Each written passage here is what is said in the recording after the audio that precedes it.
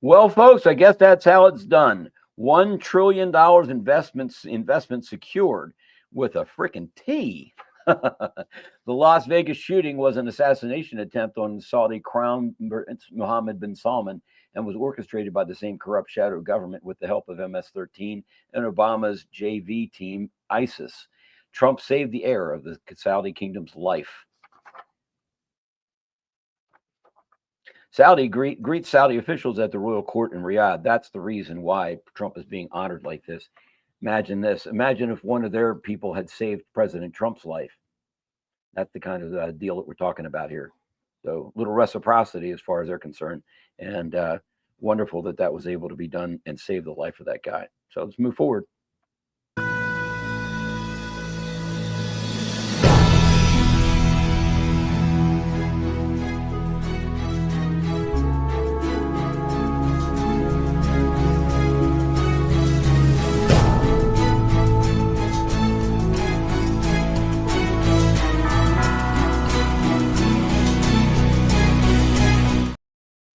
Trump takes the stage at King Abdullah International Conference Center in Riyadh for the Saudi's investment forum.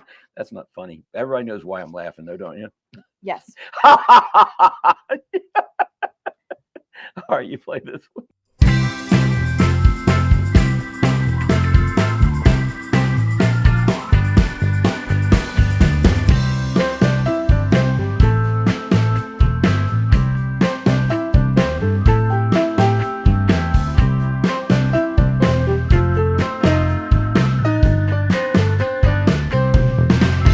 President Donald Trump takes the stage in Saudi Arabia as the music plays loud and clear. No other leader commands this type of presence on the world stage.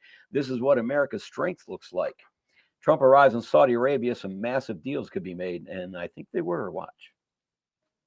This is day one of his trip to Saudi Arabia. He's there with the Crown Prince, and we know his remarks are just a few seconds away, and we've been anticipating this moment. Look, the world is watching this event, and if you have any doubts about that, the president has said, and this is in the very early stages, but he has said it's a possibility now that an enemy, the leader of Syria, could show up in Saudi Arabia to meet with President Trump and the Saudi Crown Prince. I mean, the world not only is watching, they're paying attention, they understand this moment. Jason. I have been in this building where President Trump is. It's one of the most remarkable buildings in the entire world. It truly is.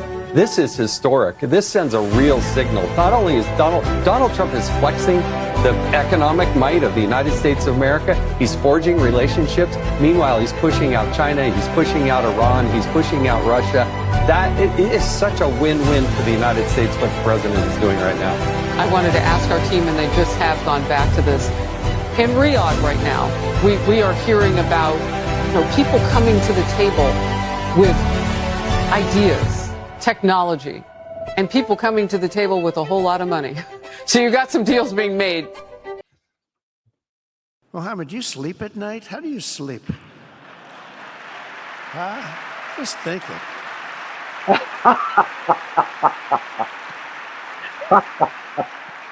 What a job. He tosses and turns like some of us. Tosses and turns all night. How do I make it even better all night? It's the ones that don't toss and turn. They're the ones that will never take you to the promised land, won't they? President Trump's final message from Saudi Arabia was to stop endless wars and unnecessary killing of innocent people. Friends of mine, people that I have a lot of respect for in the Middle East, I will be ordering the cessation of sanctions against Syria in order to give them a chance at greatness.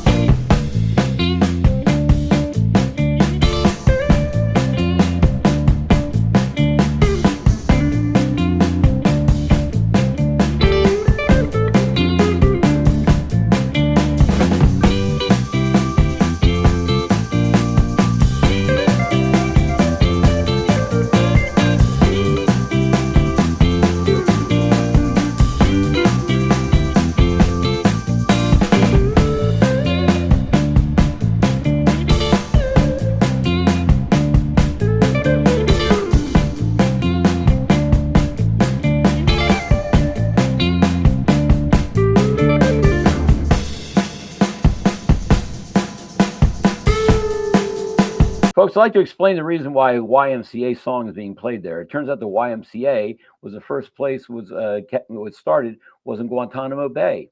Interesting. So Gitmo is what they're celebrating down there because both of them are working together to get rid of all the bad people. So let's continue to move forward. Just want to make sure you understood what's going on.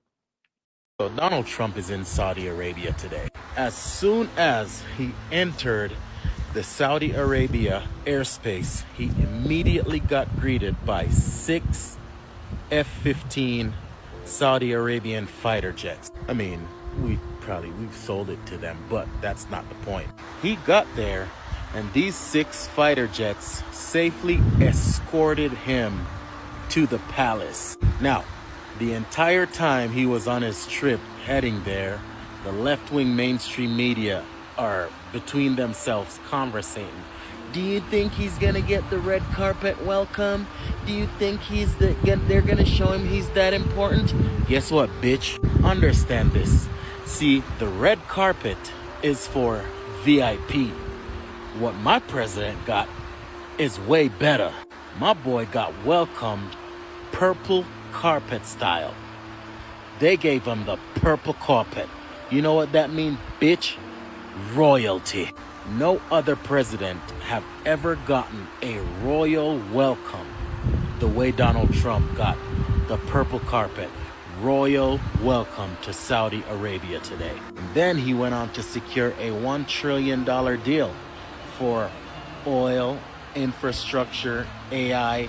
It's a 10-year partnership, a trillion. And then on him entering the stage with the purple carpet for his speech, they played his favorite song. And I think it's my favorite too. Because with DJT as our president, guess what? I'm proud to be an American, where at least I know I'm free. And I won't forget the man who died, who gave that right to me. You heard me, bitch? Yeah, we ain't taking no red carpets around here. Because my boy is royalty. We got purple. Purple carpet. Only for royalty, bitch.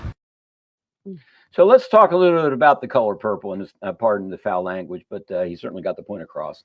The color purple has been associated with royalty since ancient times, in large part because Murex shellfish-based Tyrian purple dye, aka royal purple or imperial purple, produced the Phoenician city of Tyre during the Bronze Age and was very expensive to make, and thus only the wealthiest classes, including the nobility, could afford it.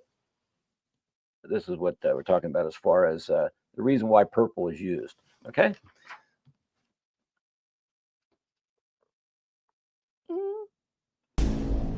In Saudi Arabia today, Donald Trump just laid out a vision. Not one of conquest, but of cooperation. Not a new world order, but a new Middle East. He said, a future where the Middle East is defined by commerce, not chaos. Where people of different nations, religions, and prayers build cities together, not bomb each other out of existence. This isn't about turning away from Israel. It's about turning away from war, for everyone. The warmongers won't like it, because peace threatens their power. But this is what a true geopolitical shift looks like. It's happening, and the old world is trembling. My friends, we are all anonymous, and peace is the revolution they fear most. The new generation of leaders is transcending the ancient conflicts of tired divisions of the past and forging a future where the Middle East is defined by commerce, not chaos, where it exports technology, not terrorism, and where people of different nations, religions, and creeds are building cities together, not bombing each other out of existence. We don't want that.